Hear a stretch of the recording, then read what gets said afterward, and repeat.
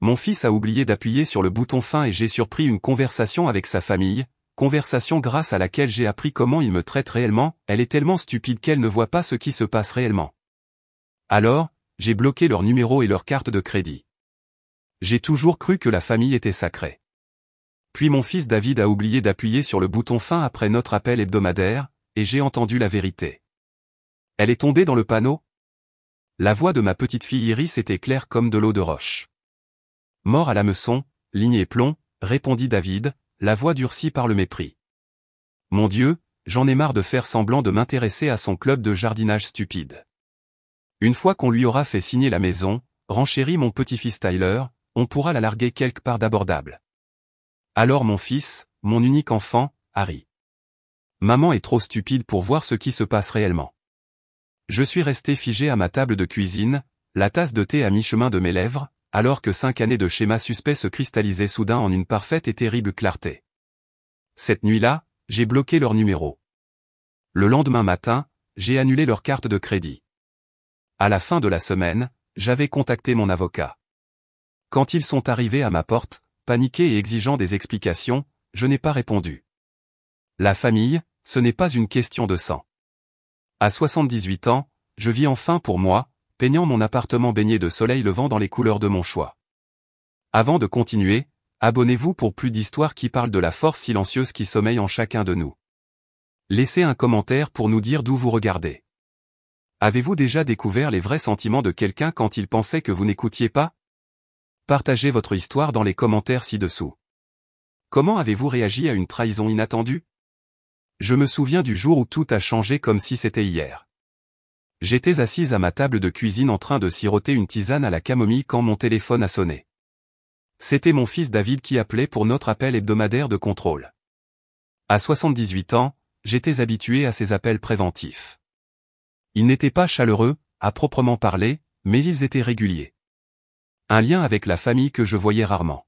« Bonjour David », ai-je répondu en essayant de ne pas laisser transparaître l'enthousiasme dans ma voix. « Salut maman », a-t-il répondu, la voix distraite comme toujours. « Comment te sens-tu aujourd'hui ?» Nous avons bavardé de tout et de rien, du temps qu'il faisait, de mon club de jardinage, des dernières réalisations de ses enfants. C'était une conversation agréable et superficielle que nous avions perfectionnée au fil des ans. Je lui ai parlé des nouvelles roses que j'avais plantées, et de la façon dont Madame Abernathy, qui habite 2 portes plus loin, avait complimenté ma pelouse. Il a fait des bruits d'intérêt appropriés, bien que je puisse l'entendre taper sur son ordinateur en arrière-plan. « Et comment vont les peintures » a-t-il demandé, une question qu'il se souvenait toujours d'inclure, bien qu'il n'ait vu aucune de mes aquarelles depuis plus d'1 an. « Oh, juste magnifique » ai-je dit. Je travaille sur une série de paysages du parc. Le professeur d'art dit que j'ai un bon œil pour la composition. C'est génial maman, vraiment génial. Le silence qui a suivi m'a paru lourd, expectatif. Je l'ai comblé comme je le faisais toujours en posant des questions sur son travail, sur Nathalie, sur les petits-enfants. Il a répondu à chacune avec une brièveté croissante. Ma vie était devenue si calme depuis le décès d'Hector. Le tic-tac de l'horloge grand-père dans le couloir semblait devenir plus fort à chaque année qui passait. J'avais pris l'habitude de laisser la télévision allumée juste pour faire du bruit de fond, bien que je la regarde rarement. Les réunions du club de jardinage le mardi et mon cours d'aquarelle le jeudi étaient les moments forts de ma semaine. Des points lumineux de contact humain dans le vide qui s'étendait de mes journées. Mon petit ranch était propre et confortable. Mais parfois, le soir, je me surprenais à errer de pièce en pièce, touchant les affaires d'Hector, ses lunettes de lecture toujours sur sa table de chevet, son pull préféré que je ne pouvais me résoudre à donner.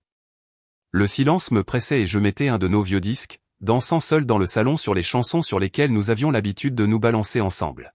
« Maman, tu es toujours là. » La voix de David m'a ramené au présent. « Oui, désolé mon chéri, je pensais juste à ce que j'allais faire à dîner. »« Tu manges correctement, n'est-ce pas ? Pas seulement du thé et des toasts. »« Bien sûr, ai-je menti.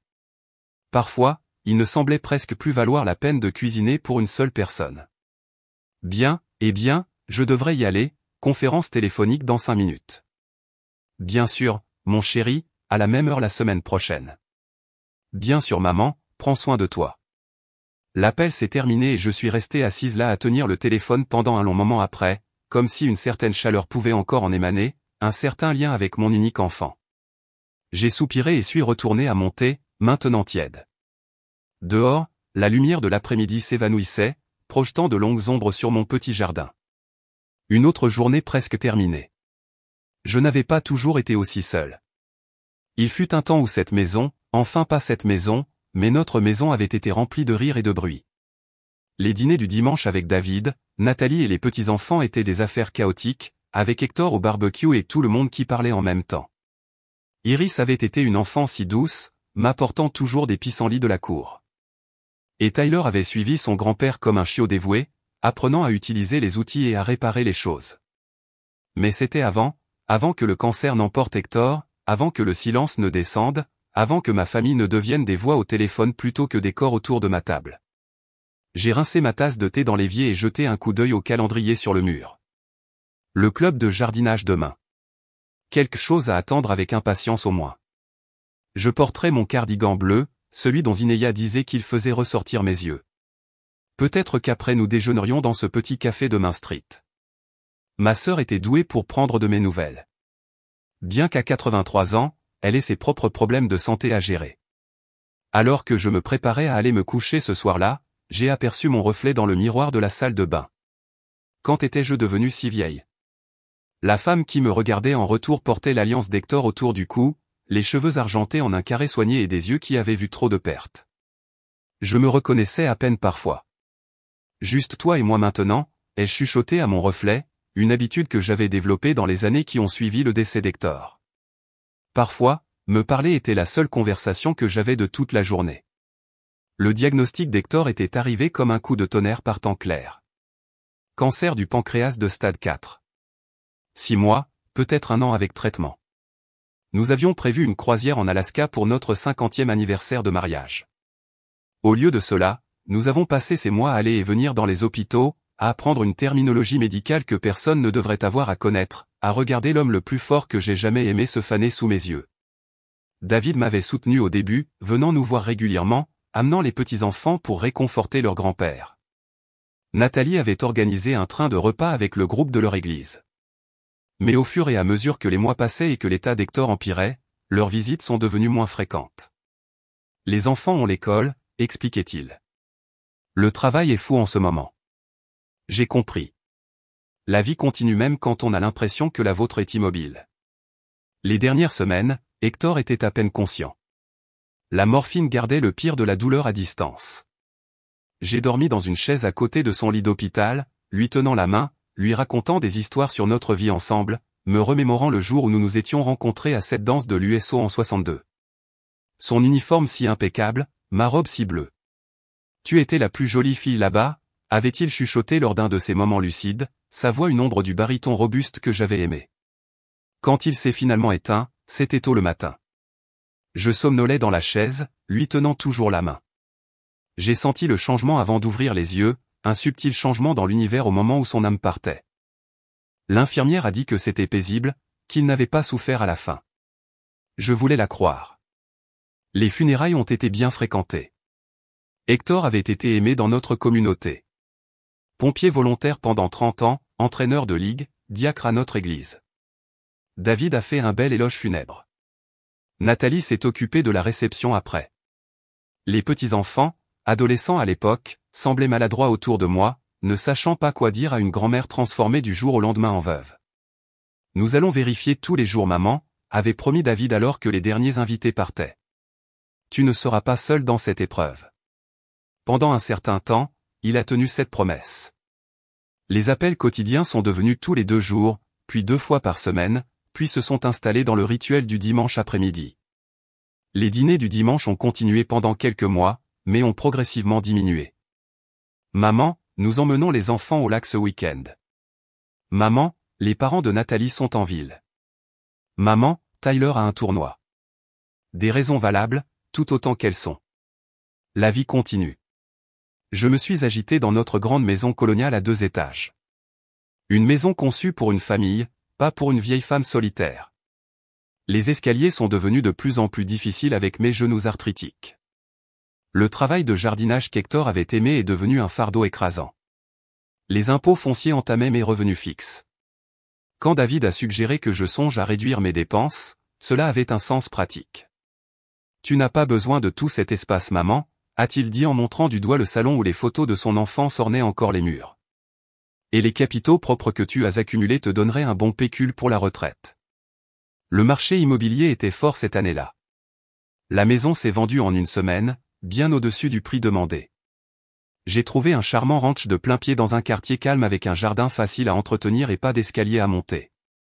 David m'a aidé à déménager, organisant quels meubles garder, lesquels vendre, lesquels donner. Que comptes-tu faire avec le produit de la vente de la maison, a-t-il demandé alors que nous trions les outils d'Hector dans le garage. Tu devrais parler à un conseiller financier, t'assurer que cela travaille pour toi. Je n'y avais pas vraiment pensé, j'ai admis. Le mettre dans l'épargne, je suppose. David a froncé les sourcils. Ce n'est pas très stratégique, maman. Les taux d'intérêt sont terribles en ce moment. Tu devrais envisager des investissements. Peut-être une hypothèque inversée sur la nouvelle maison pour libérer plus de capital. J'ai été touché par sa préoccupation pour mon bien-être financier. Je vais y réfléchir, ai-je promis. Le déménagement a été épuisant mais libérateur en quelque sorte. Réduire mes dépenses signifiait affronter une vie d'objets accumulés, décider ce qu'il était vraiment important de garder. Je me suis retrouvé à pleurer sur les choses les plus étranges. La collection d'allumettes d'Hector provenant des restaurants que nous avions visités. Les marques de taille des enfants sur l'encadrement de la porte de la cuisine qui ne pouvaient pas être transportées. Les rosiers qu'il entretenait si soigneusement et qui devaient être laissés derrière. Mais ma nouvelle maison, bien que plus petite, avait son charme. Une baie vitrée parfaite pour mon fauteuil de lecture. Une cuisine avec des appareils électroménagers modernes qui rendaient la cuisine pour une personne légèrement moins déprimante. Un abri de jardin que j'ai transformé en studio pour ma peinture. Je me suis installé dans une nouvelle routine, un nouveau chapitre de ma vie que je n'avais jamais prévu, mais que je devais embrasser néanmoins. David a semblé soulagé une fois que je me suis installé. C'est beaucoup plus facile à gérer pour toi, maman, a-t-il dit en examinant l'espace de vie compact. Et si tu as besoin d'aide, nous ne sommes qu'à un coup de fil. Je le croyais à l'époque. Je n'avais aucune raison de ne pas le faire. Le premier indice que quelque chose n'allait pas est apparu environ 6 mois après mon emménagement dans le ranch. David a appelé un mardi au lieu de notre dimanche habituel. Maman, j'y pensais, a-t-il commencé sans préambule. As-tu mis à jour ton testament depuis le décès de papa? La question m'a prise au dépourvu. Non, je n'ai pas eu le temps de le faire, pourquoi tu demandes? C'est juste une bonne pratique, a-t-il dit doucement. S'assurer que tout est en ordre. J'ai un ami avocat qui est spécialisé dans le droit des aînés. Il pourrait t'aider à tout rationaliser, à t'assurer que tes souhaits sont clairs. Droit des aînés, ai-je répété, quelque peu surprise par le terme. Je ne suis pas une personne âgée, David, je suis juste expérimenté. Il arrimait cela à sonner faux. Bien sûr, maman, mais c'est quand même intelligent d'avoir tout en ordre. Je pourrais prendre rendez-vous si tu le souhaites. J'ai refusé, disant que j'allais y réfléchir. La conversation m'a laissé vaguement mal à l'aise, bien que je n'arrive pas à mettre le doigt sur la raison. Une semaine plus tard, Nathalie a appelé, ce qu'elle faisait rarement. Je prends juste des nouvelles de ma belle-mère préférée, a-t-elle dit joyeusement. David a mentionné que tu ne te sentais peut-être pas très bien. Ah bon, j'allais parfaitement bien, je n'avais mentionné aucun problème de santé lors de notre dernier appel. Oh, peut-être que j'ai mal compris. Comment te sens-tu, prends-tu tous tes médicaments correctement, manges-tu bien? Les questions ont continué, sont dans ma routine quotidienne, ma santé, mes finances, de manière détournée. À la fin de l'appel, j'avais l'impression d'avoir été interviewé plutôt que d'avoir eu une conversation avec la famille. Puis les petits-enfants ont commencé à apparaître. Iris, maintenant âgée de 22 ans, s'est présentée à l'improviste un après-midi, tout sourire et flatterie. Grand-maman, tu es incroyable. J'adore ce que tu as fait avec tes cheveux. Nous avons pris le thé dans le jardin en rattrapant sa vie. Elle avait abandonné le collège communautaire, était entre 2 emplois, comme elle l'a dit, essayant de se trouver. Alors qu'elle partait, elle a hésité à la porte. Grand-maman, je déteste demander, mais je suis un peu à court d'argent, juste jusqu'à ce que je me remette sur les rails. Pourrais-tu peut-être m'aider? 5 000 $ couvriraient mon loyer et mes dépenses pendant quelques mois pendant que je cherche un emploi. $5000 était une somme importante, mais c'était ma petite fille et elle ressemblait tellement à David à cet âge-là, avec les yeux d'Hector et mon menton obstiné. J'ai écrit le chèque, ressentant une chaleur bienfaisante d'être nécessaire, d'être utile à ma famille. 2 semaines plus tard, je l'ai vue en ville, des sacs de boutique chers accrochés à ses bras, une nouvelle coiffure qui a dû coûter des centaines de dollars. Elle ne m'a pas vu la regarder de l'autre côté de la rue. Tyler est venu ensuite avec une proposition d'affaires plutôt qu'une demande directe. À 25 ans, il avait la confiance et le charme de son père. C'est une start-up technologique grand-maman, a-t-il expliqué en me montrant des imprimés brillants avec des graphiques et des projections. Nous développons une application qui va révolutionner la façon dont les gens font leurs courses. Le retour sur investissement potentiel est énorme. Cela semble très impressionnant, ai-je dit, bien que je comprenne peu le jargon technique qu'il utilisait. Mais je ne connais rien à l'investissement dans les startups. C'est pourquoi tu m'as moi, a-t-il dit en me tapotant la main. Je ne conduirai jamais ma grand-mère préférée dans le mur. $10 000 te permettent d'entrer au rez-de-chaussée. Tu pourrais doubler ton argent en un an. Encore une fois, j'ai écrit le chèque, me disant que c'était un investissement dans l'avenir de mon petit-fils autant que le mien.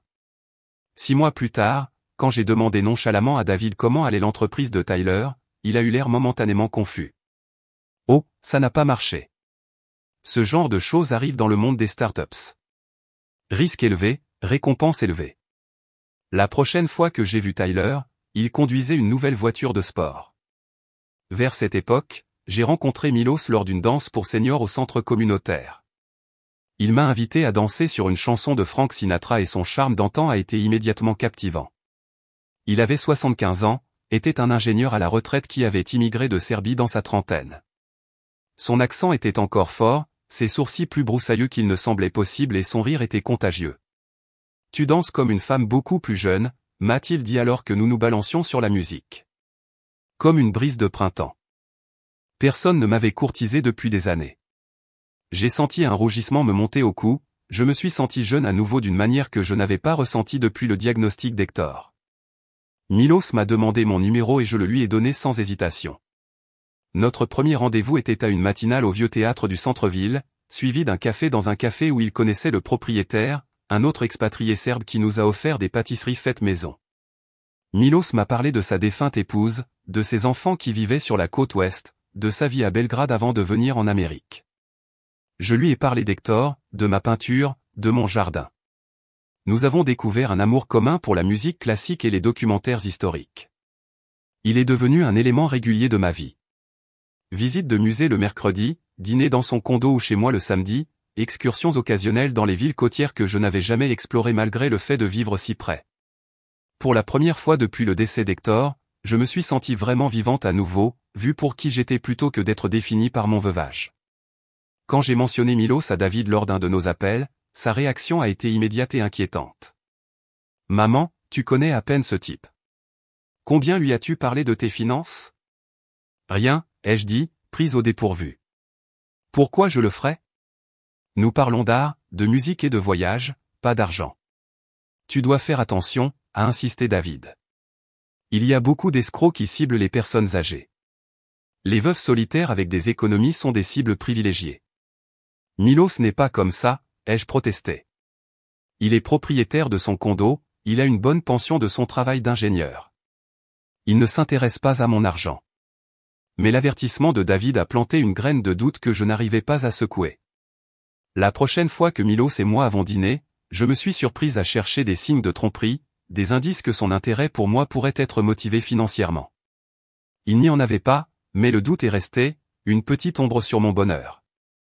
Pendant ce temps, ma sœur Zineya avait observé l'implication croissante de ma famille dans ma vie avec une inquiétude croissante. Il ne venait jamais autant quand Hector était vivant, a-t-elle fait remarquer lors d'un de nos déjeuners hebdomadaires. Maintenant, tout d'un coup, ils s'intéressent tellement à ton bien-être. C'est leur famille, ai-je dit sur la défensive. Ils se soucient de moi. Zineya, de 5 ans mon aînée mais 2 fois plus perspicace, m'a jeté un regard qui disait qu'elle n'était pas convaincue. Fais juste attention vive. Tout le monde n'a pas tes meilleurs intérêts à cœur, même la famille. J'ai rejeté ces inquiétudes comme étant le cynisme naturel de l'âge. Mais au fur et à mesure que les mois passaient, un schéma a commencé à émerger qui était de plus en plus difficile à ignorer. La réaction de David et Nathalie à Milos est passée d'inquiète à activement hostile. Ils ont commencé à venir à l'improviste quand ils savaient qu'il serait en visite, créant des situations maladroites où ils s'excusaient poliment. Nous nous inquiétons juste pour toi maman, disait David après le départ de Milos. Tu ne connais pas vraiment cet homme. Il est gentil et respectueux, nous apprécions la compagnie l'un de l'autre, ai-je insisté. Les hommes de son âge ne s'intéressent qu'à une chose, a ajouté Nathalie, et ce n'est pas la conversation. J'étais choqué. J'ai 78 ans, je pense que je suis au-delà du point d'être abusé de cette façon. Les commentaires ont continué, des remarques subtiles sur son accent, ses antécédents et ses intentions. David appelait chaque fois que Milos et moi avions des projets, ayant soudainement besoin d'une aide urgente. Nathalie prévoyait des déjeuners qui entraient en conflit avec nos sorties, m'obligeant à choisir. Quand David a finalement suggéré que ma relation avec cet étranger manquait de respect à la mémoire d'Hector, j'ai craqué. Ton père voudrait que je sois heureuse, ai-je dit en larmes. Papa voudrait que tu sois en sécurité, a rétorqué David. J'ai choisi la paix au bonheur et j'ai mis fin à ma relation avec Milos. La douleur dans ses yeux était insupportable. Ils ont tort à mon sujet, a-t-il dit doucement. Mais je comprends que la famille est importante. Si tu changes d'avis, tu sais où me trouver. Milos parti, mon monde s'est limité à ma maison, au club de jardinage et à ma famille de plus en plus exigeante. Les visites des petits-enfants se terminaient toujours par des demandes. De l'argent pour les réparations de voitures, les demandes d'admission à l'université, les dépôts de garantie.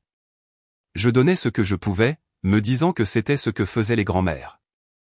Nathalie a commencé à admirer mes biens lors de ses visites. Le collier de perles d'Hector, le service à thé en argent de ma mère, notre vase de mariage en cristal de Waterford. Cela serait parfait dans notre salle à manger, disait-elle en tenant chaque trésor. Petit à petit, mes biens précieux ont migré vers leur maison. J'ai rationalisé la situation. Ils hériteraient de ces choses de toute façon. Les allusions de David à des difficultés financières sont devenues plus directes. Les frais de scolarité de Tyler nous mettent à rude épreuve. La maison a besoin d'un nouveau toit. J'ai commencé à rédiger des chèques pour leurs dépenses, recevant chaque fois moins de gratitude et faisant face à plus d'attentes. Zinea a observé avec inquiétude. Vive, il te saigne à blanc, a-t-elle dit sans détour. Quand ont-ils rendu visite sans demander quelque chose? C'est leur famille, ai-je répété comme un mantra. La famille cède. La famille n'abuse pas, a-t-elle rétorqué. Hector serait furieux. J'ai changé de sujet, mais dans des moments calmes seul dans ma maison de plus en plus dépouillée, je me suis demandé si elle n'avait pas raison. Les mois qui ont suivi ma rupture avec Milos ont été intensément solitaires. Je me suis lancé à corps perdu dans la peinture, passant des heures dans mon studio de jardin, exprimant des émotions que je ne pouvais pas exprimer à voix haute. Les appels de David ont augmenté, se terminant toujours par des questions financières. Peut-être devrions-nous consolider tes comptes maman? Nathalie et moi pourrions t'aider à gérer les choses. J'ai commencé à sentir que je les décevais en maintenant mon indépendance. Nathalie a commencé à surveiller mes médicaments, suggérant que j'avais besoin d'aide pour me souvenir des pilules ou peut-être de quelqu'un pour vérifier tous les jours. Je suis parfaitement capable de prendre mes propres médicaments, ai-je insisté. Il n'y a pas de honte à accepter de l'aide à ton âge, a-t-elle répondu d'un ton condescendant. Les visites des petits-enfants ont suivi un schéma. Iris complimentait mes pâtisseries tout en expliquant sa dernière crise. Je déteste demander grand-maman, mais je suis à court d'argent ce mois-ci. Tyler aidait à la réparation de la maison, puis mentionnait des problèmes de voiture ou des dettes de carte de crédit. Chaque fois, j'ai écrit un chèque, me disant momentanément qu'on avait besoin de moi. Mais mes économies ont diminué tandis que leur situation s'améliorait. Rénovation de cuisine, nouvelle voiture, vacances en Europe. Tyler a publié des photos de cancans. Iris est arrivée avec des sacs à main de créateurs.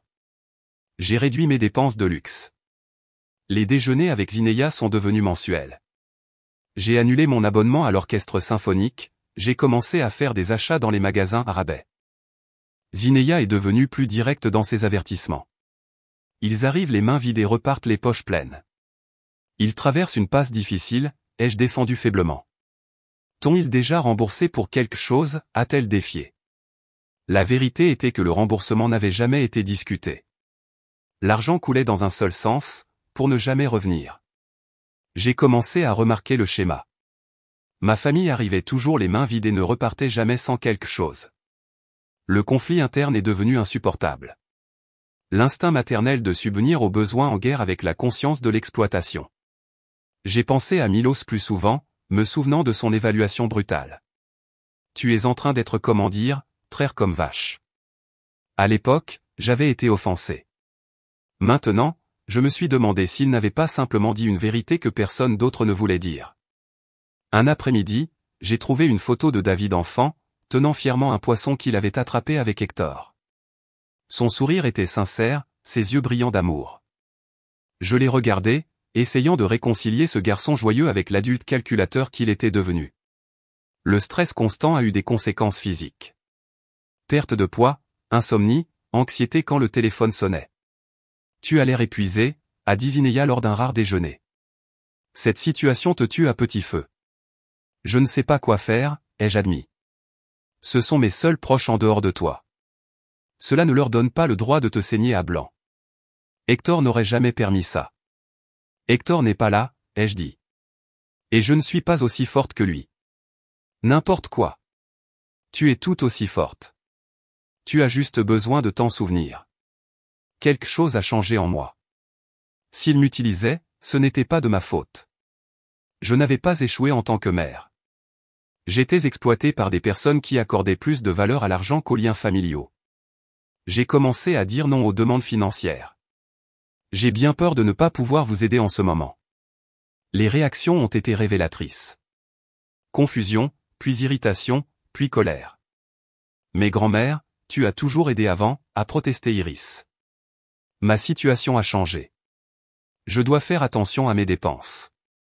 Les appels ont diminué. Les visites ont presque cessé. David, cependant, est devenu plus insistant. Maman, tu te sens bien? Peut-être devrions-nous rester quelques jours et aider à la maison. J'ai esquivé ces offres tout en faisant des recherches sur les protections financières pour les personnes âgées et en consultant l'ami avocat de Zineya. Je me préparais à ce qui allait suivre, soit capituler devant leurs exigences, soit les forcer à révéler leurs véritables intentions. C'était un mercredi après-midi quand David a appelé en dehors de notre horaire habituel. J'étais dans mon studio en train de travailler sur un paysage à l'aquarelle quand mon téléphone a sonné. J'ai envisagé de laisser passer l'appel et d'aller à la messagerie vocale. J'étais à un point crucial de la peinture, essayant de capturer la qualité exacte de la lumière à travers les arbres. Mais des années d'instinct maternel ont gagné. Et s'il s'agissait d'une urgence? Allô David, ai-je répondu en essayant de ne pas laisser transparaître la lassitude dans ma voix. Salut maman, a-t-il répondu, son ton inhabituellement optimiste. Comment te sens-tu aujourd'hui? Nous avons discuté de tout et de rien. Du temps qu'il faisait, de mon club de jardinage, des dernières réalisations de ses enfants. C'était une conversation agréable et superficielle que nous avions perfectionnée au fil des ans. Mais il y avait un courant sous-jacent d'attente dans sa voix, une excitation à peine contenue qui me mettait mal à l'aise. Finalement, il est venu au fait. Oh, au fait maman, nous prévoyons un dîner spécial la semaine prochaine pour l'anniversaire de Tyler. Tu viendras, n'est-ce pas? J'ai été surprise par l'invitation. Cela faisait des mois que je n'avais pas été incluse dans une réunion de famille.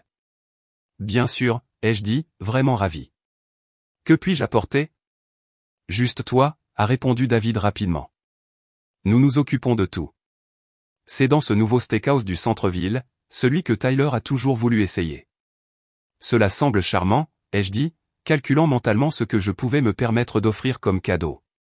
Mon budget était plus serré ces jours-ci, mais un anniversaire était un anniversaire. Peut-être une belle chemise ou un livre sur cette période historique qui l'intéressait récemment. Oh et maman, a ajouté David, sa voix prenant ce ton particulier que j'avais appris à reconnaître. Légèrement hésitant, légèrement apologétique, le prélude à une demande financière. Je déteste demander, mais pourrais-tu transférer environ $300 sur le compte de Nathalie? Les traiteurs ont besoin d'un acompte et nous sommes un peu à court ce mois-ci. J'ai froncé les sourcils, confuse. Je pensais que tu avais dit que c'était au steakhouse, n'est-ce pas? Oui, a-t-il dit rapidement. Ils ont une salle privée pour les fêtes. C'est ce qui a besoin de l'acompte. Cela n'avait pas vraiment de sens. Les restaurants retenaient généralement les réservations avec une carte de crédit, pas un dépôt en espèces, mais j'ai laissé passer. bien sûr Davet, ai-je dit en utilisant son surnom d'enfance. Je vais l'envoyer tout de suite. Merci maman, tu es un bijou. Je t'aime. Je t'aime aussi mon chéri. Je l'ai entendu bouger comme pour raccrocher. Mais l'appel ne s'est pas terminé. Au lieu de cela, j'ai entendu un bruit de pas, puis des voix qui devenaient plus claires comme s'il avait posé le téléphone sans mettre fin à l'appel. Elle est tombée dans le panneau? C'était la voix d'Iris, sans équivoque, suivie d'un rire qui m'a glacé le sang. Mort à l'hameçon, ligne et plomb, répondit David, sa voix complètement différente, dure, méprisante. Mon Dieu, j'en ai tellement marre de ces appels, de faire semblant de m'intéresser à son stupide club de jardinage et à ses peintures pathétiques qu'elle fait. Eh bien, continue comme ça. La voix de Nathalie maintenant acérée comme du verre. Le dîner d'anniversaire sera parfait. Elle s'est sentie laissée de côté ces derniers temps, alors elle viendra certainement et apportera un cadeau, probablement de l'argent. Tu sais comment elle est, a dit Tyler d'un ton insouciant comme toujours. Et nous pouvons relancer l'idée d'une hypothèque inversée, a ajouté papa. Avec la bonne pression, elle finira par céder. Ouais, papa est intelligent, a convenu Iris. Une fois qu'on lui aura fait signer la maison, on pourra la faire déménager dans une résidence assistée abordable. La maison familiale est trop précieuse pour être gaspillée sur elle. Elle n'a pas besoin de tout cet espace. J'ai entendu David à nouveau, sa voix professionnelle. Il faut juste être patient, encore un peu. Le compte de retraite à lui seul nous mettra tous à l'abri. Sans parler de l'argent de l'assurance d'Hector qu'elle n'a pas touché. Il devrait être utilisé pour les besoins de la famille, pas être assis sur un compte. Maman est trop stupide pour voir ce qui se passe réellement. Elle l'a toujours été. Tout comme papa disait, faible et facilement manipulable. J'étais assise, figée à ma table de cuisine, une tasse de thé à mi-chemin de mes lèvres, alors que 5 années de schéma suspect se cristallisaient soudain en une parfaite et terrible clarté. La famille que je croyais avoir, le fils que j'avais élevé, les petits-enfants que j'avais adorés, s'étaient joués de moi. Je n'étais rien pour eux qu'un chéquier, une ressource à épuiser et à jeter. La révélation a été comme un coup physique, me coupant le souffle. J'ai mis fin à l'appel avec des doigts tremblants, mais leur rire, leurs paroles cruelles continuaient de résonner dans mon esprit. Je suis restée assise là alors que l'obscurité tombait, la tasse de thé refroidissant dans mes mains, traitant la trahison, travaillant à travers les étapes du deuil qui étaient horriblement familières mais entièrement différentes de celles que j'avais vécues lorsque j'avais perdu Hector. C'était une mort d'une autre nature. La mort des illusions, de la famille que je croyais avoir, de l'amour auquel j'avais cru malgré des preuves croissantes du contraire. Cela faisait mal d'une manière que je ne savais pas pouvoir encore ressentir. Une douleur qui allait au-delà du physique dans un royaume de pure angoisse émotionnelle. Que avais-je fait pour mériter un tel mépris? Avais-je été une mère terrible, une grand-mère décevante ou était-ce simplement qui ils étaient, qui ils avaient toujours été sous le vernis d'affection familiale? Les questions tourbillonnaient dans mon esprit alors que la nuit s'épaississait autour de moi, alors que la maison devenait silencieuse, sauf pour le tic-tac de l'horloge grand-père dans le couloir. L'horloge d'Hector, la seule chose que j'avais insisté pour ramener de notre ancienne maison, le rythme cardiaque constant de notre vie ensemble. Que ferait Hector dans cette situation? La question est venue spontanément, mais avec elle est venue une idée claire. Hector ne se laisserait pas utiliser de cette façon. Hector protégerait ce que nous avions construit ensemble, s'assurerait que le travail de notre vie ne soit pas gaspillé par ceux qui n'appréciaient pas sa valeur. Non pas seulement la valeur monétaire, mais la valeur de l'amour et du sacrifice qu'elle représentait. Alors que les premières lueurs de l'aube filtraient à travers la fenêtre de la cuisine, je savais ce que je devais faire. L'exploitation financière des personnes âgées n'est souvent pas signalée parce que les victimes ont honte ou ont peur de perdre des liens familiaux. Si cette histoire vous touche, visitez weyohourglass.org pour obtenir des ressources sur la façon de vous protéger ou de protéger vos proches contre l'exploitation. Que feriez-vous à la place de Vivian? J'ai passé cette nuit dans un état d'animation suspendu, bougeant à peine de ma chaise de cuisine alors que l'obscurité tombait, puis cédait progressivement à la lumière grise de l'aube. La trahison s'est sentie physique, un poids pesant sur ma poitrine, rendant la respiration difficile. J'ai comparé ce deuil à la perte d'Hector et je l'ai trouvé à la fois similaire et profondément différent. Quand Hector est mort, j'ai perdu quelqu'un qui m'aimait inconditionnellement. C'était perdre des gens que je pensais m'aimer seulement pour découvrir que cela avait été conditionnel tout le temps. Conditionnel à ce que je pouvais fournir, à ce que je pouvais donner, à ce que je valais en dollars et en cents. La lutte intérieure était atroce. Ce n'étaient pas des étrangers qui m'avaient trompé. C'était mon fils, mes petits-enfants, ma belle-fille, les gens que j'avais aimés, nourris, sacrifiés pour. Comment pouvais-je réconcilier le David qui s'était assis à mon chevet d'hôpital après mon opération de la hanche, me tenant la main et me lisant pendant des heures, avec le David qui m'avait traité de stupide et de faible dans mon dos? Comment pouvais-je faire le lien entre le souvenir d'Iris enfant me rapportant des bouquets de pissenlits et des cartes faites à la main, et la jeune femme qui riait à l'idée de manipuler sa grand-mère? Une partie de moi voulait les confronter immédiatement, rappeler David et exiger une explication, leur demander comment ils pouvaient me traiter avec un tel mépris. Mais une autre partie, peut-être plus sage, savait que la confrontation ne mènerait qu'à des démentis, au gaslighting, à ce qu'on me dise que j'avais mal entendu ou mal compris.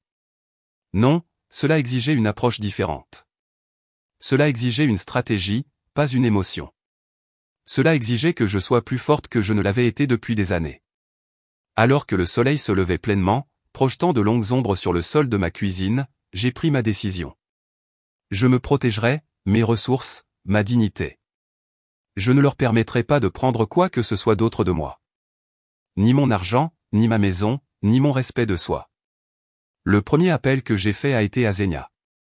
Malgré l'heure matinale, elle a répondu à la deuxième sonnerie, sa voix alerte. Ma sœur s'était toujours levée tôt. Biv, tout va bien? Non, ai-je dit simplement, puis les mots se sont déversés de moi. Tout ce que j'avais entendu, tous les commentaires cruels, tous les plans calculés pour me séparer de mes biens. Au fur et à mesure que je parlais, ma voix devenait plus ferme, ma résolution plus forte. Nommer la trahison à voix haute a en quelque sorte diminué son pouvoir sur moi. Zineya est restée silencieuse pendant un long moment après que j'ai terminé. Alors j'arrive. Ne fais rien tant que je ne suis pas là. Elle est arrivée dans l'heure qui a suivi, apportant du café et son attitude pratique habituelle. À 83 ans, ma sœur était toujours une force de la nature, ses cheveux blancs coupés en un carré élégant, sa posture militaire droite malgré l'arthrite qui la tourmentait les jours de pluie. J'aurais dû t'écouter, ai-je dit, les larmes coulant enfin alors qu'elle m'enveloppait dans une étreinte féroce. Tu as tout vu depuis le début. Ça n'a plus d'importance maintenant, a-t-elle dit avec brusquerie en posant son sac à main et le plateau en carton de tasse à café. Ce qui compte, c'est ce qu'on fait ensuite. Nous nous sommes assises à ma table de cuisine, la même table où j'avais reçu l'appel téléphonique dévastateur, et nous avons élaboré un plan. Zineya avait toujours été la personne pratique, la stratège de mon rêveur. Maintenant, sa clarté de pensée était exactement ce dont j'avais besoin. Premièrement et avant tout, a-t-elle dit en sortant un bloc-notes et un stylo de son sac à main, nous devons protéger tes biens immédiatement. Quel accès David a-t-il à tes comptes? J'ai expliqué l'accès partagé que je lui avais donné pour surveiller mes comptes. Les cartes de crédit où j'en avais fait des utilisateurs autorisés. Le compte courant joint que nous avions créé pour les urgences. Zineya a pris des notes. Son écriture aussi précise que jamais. Tout cela doit être changé aujourd'hui. Maintenant, si possible. Mais que vais-je leur dire, ai-je demandé, encore prise dans la toile d'obligation familiale, encore inquiète de blesser leurs sentiments malgré tout. Rien pour l'instant, a dit Zineya fermement. Nous sécurisons tes finances d'abord, puis nous décidons comment gérer la confrontation. Vive, a-t-elle dit en prenant mes mains et les siennes, ses yeux bleus si semblables aux miens, si semblables à ceux de notre mère, tenant mon regard fixement, ta gentillesse n'est pas une faiblesse. C'est leur perte, pas la tienne. Nous allons réparer ça ensemble. Sa confiance en moi a été comme une bouée de sauvetage lancée à une femme qui se noie. Je m'y suis accroché, puisant ma force dans sa certitude alors que la mienne était en lambeaux. D'accord, ai-je dit en redressant mes épaules, dis-moi ce qu'il faut faire. Les quelques jours suivants se sont passés dans un flou d'activités. Tout d'abord, j'ai appelé ma banque et j'ai annulé tout l'accès partagé que j'avais donné à David pour surveiller mes comptes. Le représentant du service à la clientèle a été serviable mais inquiet. Madame Harmon, êtes-vous sûre de vouloir retirer votre fils de tous ses comptes? Il est autorisé depuis un certain temps. J'en suis tout à fait sûr, ai-je dit fermement. En fait, j'aimerais ouvrir de tout nouveaux comptes et y transférer mes fonds. Et j'aimerais changer tous mes mots de passe et mes questions de sécurité. Ensuite, j'ai appelé les sociétés de cartes de crédit où j'en avais fait des utilisateurs autorisés et j'ai révoqué leurs privilèges. Un représentant a demandé s'il y avait eu des accusations frauduleuses que je voulais signaler. Non, ai-je dit après un moment de réflexion. Pas frauduleux exactement, juste non autorisés dans l'esprit, sinon dans la lettre. J'ai bloqué leur numéro sur mon téléphone, changé mon mot de passe de messagerie et pris rendez-vous avec mon propre avocat. Pas l'ami de David qui se spécialisait dans le droit des aînés, mais Janet Kowalski, une femme perspicace dans la cinquantaine qui s'occupait des affaires de Zineia depuis des années. L'exploitation financière des personnes âgées est malheureusement courante, m'a dit Janet lors de notre consultation, son expression compatissante mais professionnelle, encore plus lorsqu'il s'agit de membres de la famille qui exploitent. Ils ont accès, ils ont confiance et ils ont souvent un sentiment de droit sur les biens des personnes âgées.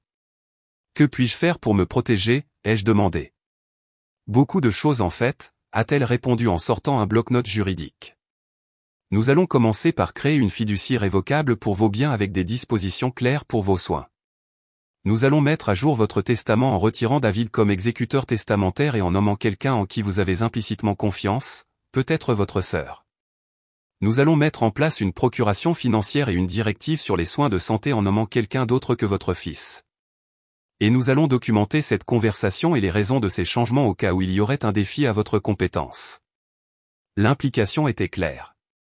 David pourrait prétendre que j'étais mentalement incompétente lorsqu'il découvrirait qu'il avait été coupé. La pensée était à la fois exaspérante et profondément triste. Que mon propre fils remette en question ma santé mentale plutôt que de reconnaître ses propres méfaits en disait long sur la détérioration de notre relation. Lorsque le jour du dîner d'anniversaire de Tyler est arrivé, je n'étais pas là. Je n'ai envoyé ni cadeau, ni carte, ni explication de mon absence. Au lieu de cela, je visitais des communautés de retraite avec Zineia. Pas la résidence assistée abordable que David avait mentionnée, mais des communautés dynamiques et actives où je pourrais avoir mon indépendance et ma sécurité. Celle-ci a un atelier d'art pour les résidents, a mentionné la guide à Oakwood Village en nous montrant un espace lumineux et aéré avec des chevalets et un mur de tableaux terminés. Plusieurs artistes professionnels vivent ici et ils offrent des cours pour tous les niveaux de compétences. J'ai ressenti une étincelle d'intérêt, la première émotion positive que j'avais ressentie depuis l'appel téléphonique dévastateur. Ont-ils des expositions, des vernissages 2 fois par année? La guide a confirmé et il s'associe au collège communautaire pour des ateliers spéciaux. De nombreux résidents trouvent qu'ils ont plus de temps pour poursuivre leurs passions artistiques ici. À la fin de la journée, j'avais versé un acompte sur un appartement d'une chambre avec un petit bureau qui pourrait servir d'atelier. La communauté avait une sécurité 24 heures sur 24, une salle à manger pour les jours où je n'avais pas envie de cuisiner, un transport pour les rendez-vous médicaux et les courses et, surtout, un sentiment de communauté qui avait fait défaut à ma vie depuis le décès d'Hector. « Es-tu sûr de ça ?» a demandé Zineia alors que nous rentrions à la maison en voiture. « C'est un grand changement. »« J'en suis sûr, » ai-je dit, me sentant plus certaine à chaque kilomètre qui passait. « J'ai besoin d'un nouveau départ quelque part où ils ne peuvent pas me trouver facilement. Quelque part où je peux construire une nouvelle vie. » Les appels d'urgence ont commencé ce soir-là. D'abord David, puis Nathalie, puis même Tyler et Iris. Des messages vocaux, des textos, des courriels, tous plaidant la confusion, prétendant un malentendu. Lorsque je n'ai pas répondu, ils ont commencé à se pointer chez moi, frappant à ma porte à toute heure. Je suis resté avec Zineia jusqu'à l'arrivée du camion de déménagement. Nous avons engagé un service de sécurité pour superviser l'emballage et le déménagement au cas où David ou les autres tenteraient de s'immiscer. Ils ne l'ont pas fait. Mais la voiture de David a roulé lentement devant la maison de Zineia à plusieurs reprises pendant mon séjour, un rappel silencieux que ce n'était pas fini. J'ai appelé un agent immobilier au sujet de la vente de ma maison, selon mes conditions. Une fois vendue, j'ai placé l'argent dans les fiducies soigneusement structurées que Janet avait mises en place avec des dispositions claires pour mes soins et des instructions précises sur qui pouvait et ne pouvait pas accéder au fonds. Le plus difficile a été de changer mon numéro de téléphone, mon adresse électronique, de disparaître essentiellement de la vie que j'avais connue. Mais c'était nécessaire. Comme Janet l'avait expliqué, parfois la seule façon d'arrêter l'exploitation financière est de vous retirer complètement de la portée de l'exploiteur. Je n'ai laissé aucune adresse de réexpédition, aucun moyen pour eux de me trouver facilement. Cela semblait extrême, mais après avoir entendu leurs vrais sentiments, leurs vraies intentions, je savais que c'était la seule façon de me protéger, financièrement et émotionnellement. Le jour où j'ai déménagé à Oakwood Village a été doux amer. Zineia m'a aidé à organiser mes meubles, à accrocher mes tableaux, à installer mon nouvel atelier. L'appartement était plus petit que ma maison, mais parfaitement adéquat à mes besoins. Les fenêtres orientées à l'est dans le salon seraient parfaites pour les séances de peinture matinale. tu seras heureuse ici, a dit Zinaya alors que nous partagions une tasse de thé sur mon nouveau balcon donnant sur un jardin bien entretenu où les résidents travaillaient parmi les parterres de fleurs. Je le sens. Je le pense aussi, ai-je dit et je le pensais vraiment. Pour la première fois depuis des années, j'ai ressenti une sensation de possibilité, d'un avenir qui m'appartenait à moi seul, qui n'était pas défini par ce que les autres voulaient de moi ou attendaient de moi. Cette nuit-là, seul dans ma nouvelle maison, j'ai pleuré pour ce que j'avais perdu. Pas l'argent ou les biens, mais l'illusion de la famille, la croyance que j'étais aimé pour qui j'étais plutôt que pour ce que je pouvais offrir. C'était un deuil nécessaire, un abandon de ce qui n'avait jamais vraiment existé sauf dans mon imagination pleine d'espoir. Mais alors que je déballais mes fournitures de peinture, installant mon chevalet près de la fenêtre orientée à l'est où la lumière du matin serait parfaite, j'ai senti autre chose grandir à côté du deuil. Une détermination tranquille, un sentiment de reprendre ma vie à mes propres conditions. J'avais 78 ans, mais je n'avais pas encore fini. Pas du tout. Mon nouvel appartement dans la résidence pour personnes âgées est orienté à l'est, parfait pour les séances de peinture matinale. La lumière entre à flot par les grandes fenêtres, illuminant mon chevalet et la toile sur laquelle je travaille. Un paysage du jardin visible de mon balcon. Les couleurs sont vibrantes et vivantes d'une manière que mes œuvres antérieures n'avaient jamais tout à fait atteinte. Cela fait 6 mois que j'ai disparu de mon ancienne vie. 6 mois de reconstruction, de guérison, de découverte de qui je suis quand je ne suis pas défini par mes relations avec les autres. Pas comme la femme d'Hector, pas comme la mère de David, pas comme la grand-mère d'Iris et de Tyler, mais simplement comme moi-même, Vivien Harmon, artiste, jardinière, survivante. La transition n'a pas été facile. Il y a eu des nuits où je suis resté éveillé à me demander si j'avais trop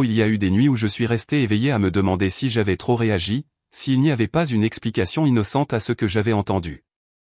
Mais ces moments sont devenus moins fréquents à mesure que je m'installais dans ma nouvelle vie. À mesure que je construisais de nouvelles routines, de nouvelles amitiés, de nouveaux objectifs. J'ai renoué avec Milos qui, il se trouve, suit un cours de danse ici 3 fois par semaine. Nos retrouvailles ont été maladroites au début. Moi, pleine d'excuses pour avoir mis fin aux choses si abruptement. Lui, gracieux mais méfiant. Mais petit à petit, nous avons reconstruit notre relation, plus forte maintenant pour avoir surmonté une séparation. Nous prenons les choses lentement, profitant de la compagnie l'un de l'autre sans pression ni attente. Il me fait rire, remet en question ma pensée, apprécie mon art d'une manière que peu d'autres ont jamais fait. Tu peins comme quelqu'un qui a vu à la fois la beauté et la douleur, m'a-t-il dit une fois en étudiant un paysage que je venais de terminer. Il y a de l'honnêteté dans tes coups de pinceau. Je me suis aussi fait de nouveaux amis. Margaret, une professeure d'anglais à la retraite qui anime le club de lecture. Carlos, un veuf qui entretient le jardin communautaire et partage ses légumes avec quiconque exprime de l'intérêt. Hélène, une ancienne danseuse de ballet qui enseigne maintenant le yoga doux aux résidents.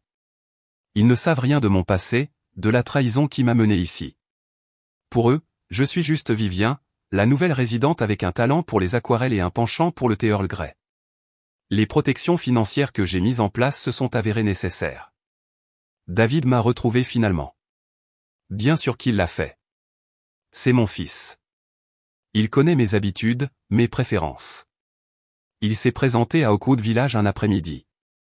Le charme au maximum. Un bouquet de lys, mes préférés. Il s'en souvenait au moins. Maman, a-t-il dit quand je l'ai rencontré au centre communautaire plutôt que de l'inviter dans mon appartement. On s'est tellement inquiété. Pourquoi as-tu disparu comme ça?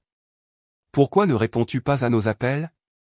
J'ai regardé mon fils, mon unique enfant, le bébé que j'avais allaité et nourri, le garçon à qui j'avais appris à faire du vélo et à lasser ses chaussures, l'homme que j'avais aidé à l'université, dans son premier appartement, et j'ai ressenti un mélange complexe d'amour et de lassitude.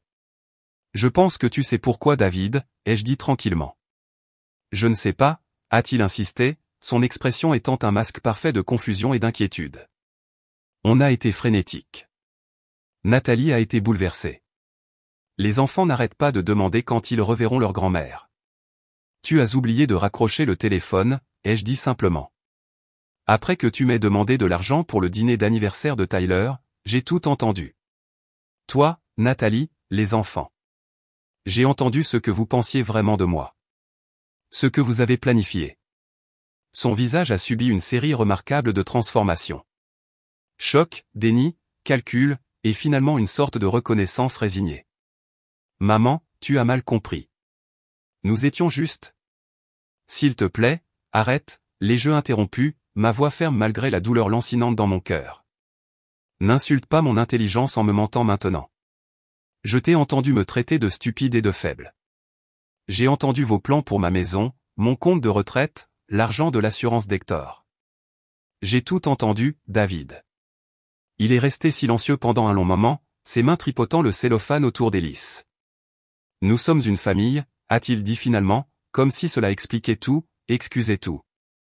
Oui, nous le sommes, ai-je convenu. C'est pourquoi ça a tellement fait mal d'entendre ce que vous ressentez vraiment pour moi. La famille devrait être une question d'amour, de respect, de soutien, pas d'exploitation. Nous t'aimons, a-t-il protesté, mais ça sonnait creux, même à mes oreilles, une défense réflexe plutôt qu'une déclaration sincère. Peut-être, ai-je concédé, mais pas assez pour me traiter avec dignité, avec un respect humain fondamental. Pas assez pour me voir comme une personne plutôt qu'une ressource. Que veux-tu de moi, maman, a-t-il demandé, un soupçon de frustration se glissant dans sa voix. Des excuses, David. Je suis désolé. Nous le sommes tous. Maintenant, pouvons-nous passer à autre chose, revenir à la maison? Tu nous manques. Je suis à la maison, ai-je dit en désignant le centre communautaire autour de nous, le jardin visible à travers les grandes fenêtres. C'est là que je vis maintenant. Quant à ce que je veux de toi, rien David. Je ne veux ni n'ai besoin de rien de toi. Le choc sur son visage était presque comique. L'idée que je n'avais peut-être pas besoin de lui, que je n'étais peut-être pas désespéré pour son attention et son approbation, ne lui était clairement jamais venue à l'esprit. Tu ne peux pas être sérieuse, a-t-il dit. Tu vas juste nous couper les ponts? Ta propre famille. Je ne vous coupe pas les ponts, ai-je précisé. J'établis des limites. Si vous voulez une relation avec moi, ce sera à de nouvelles conditions. Des conditions qui incluent le respect mutuel et l'honnêteté. Plus de demandes financières, plus de manipulation, plus de me traiter comme si j'étais incompétente ou stupide. Et si nous ne sommes pas d'accord avec ces conditions, a-t-il défié, un soupçon de la dureté que j'avais entendu dans sa voix lors de cet appel téléphonique fatidique transparaissant à travers le vernis d'inquiétude. Alors, nous n'avons pas de relation, ai-je dit simplement. C'est votre choix. Il est parti sans rien résoudre. L'hélice abandonnée sur la table entre nous. Je n'ai pas eu de nouvelles de lui directement depuis, bien que Nathalie ait appelé une fois, sa voix mielleuse de fausse inquiétude, demandant si je recevais l'aide dont j'avais besoin. Tyler a envoyé un texto suggérant que nous parlions de ce qui se passait vraiment. Iris a laissé un message vocal plein de larmes et de reproches sur la façon dont j'avais abandonné la famille. Je n'ai répondu à aucun d'eux. La balle est dans leur camp maintenant. S'ils veulent une relation authentique basée sur l'amour plutôt que sur le gain financier, ils savent où me trouver. Je ne retiens pas mon souffle, mais j'ai laissé la porte entr'ouverte, juste au cas où. Parfois, je pense à eux. David et sa famille. Je me demande s'ils m'ont jamais vraiment aimé ou si j'ai toujours été une ressource à gérer, un chéquier avec un rythme cardiaque. J'espère que les petits-enfants pourraient un jour devenir de meilleures personnes que leurs parents. Pourraient reconnaître le vide d'une vie construite sur le fait de prendre plutôt que de donner. Mais je n'attends plus près du téléphone. Au lieu de cela, je me concentre sur la vie que je construis ici. J'ai rejoint un groupe d'art plus sérieux, j'ai même vendu quelques tableaux lors de l'exposition biannuelle de la communauté. J'ai commencé à faire du bénévolat à l'école primaire locale, enseignant l'art à des élèves de 3e année qui abordent leur toile avec une joie sans complexe. Je me suis fait des amis qui m'apprécient pour ma compagnie, ma conversation, ma perspective, pas pour ce que je peux leur donner matériellement. La famille n'est pas une question de sang, j'ai appris. C'est une question de respect, d'amour sans condition ni prix. Zineya me rend visite chaque semaine, apportant des potins et des pâtisseries de la boulangerie que j'aime. Milos et moi dînons tous les samedis, à tour de rôle pour cuisiner ou essayer de nouveaux restaurants en ville. Carlos m'apporte des tomates du jardin. Margaret me prête des livres qu'elle pense que j'aimerais. Hélène m'a convaincu d'essayer le yoga malgré mes genoux arthritiques. C'est ma famille maintenant. Choisie plutôt que née dedans. Construite sur des soins mutuels plutôt que sur l'obligation ou l'exploitation. Ce n'est pas ce à quoi je m'attendais à ce stade de ma vie. Pas l'avenir que nous avions planifié quand Hector et moi étions assis sur notre porche à discuter de la retraite en regardant David jouer avec ses enfants sur notre pelouse. Mais c'est une bonne vie, une vie avec dignité et un but. À 78 ans, je vis enfin pour moi-même, peignant mes jours dans les couleurs de mon choix. La toile des années qui me restent est la mienne à remplir. Non plus un arrière-plan pour les désirs des autres, mais une œuvre d'art à part entière, vibrante de possibilités, riche d'une sagesse durement acquise. Chaque matin, alors que le soleil se lève et que la lumière inonde mes fenêtres orientées à l'est, j'installe mon chevalet, je choisis mes pinceaux et je recommence. Coup de pinceau par coup de pinceau, choix par choix, je reprends possession de ma vie, de ma valeur, de ma joie. Et dans cet acte de création, je trouve une liberté que je n'aurais jamais cru possible. La liberté d'être pleinement, sans excuse, moi-même. Il n'est jamais trop tard pour recommencer. Quel nouveau départ envisagez-vous? Abonnez-vous à notre chaîne YouTube pour plus d'histoires inspirantes de résilience et de transformation. Si le voyage de Vivian vous a touché, veuillez partager cette histoire avec quelqu'un qui pourrait avoir besoin d'entendre son message d'espoir et de reprise de soi.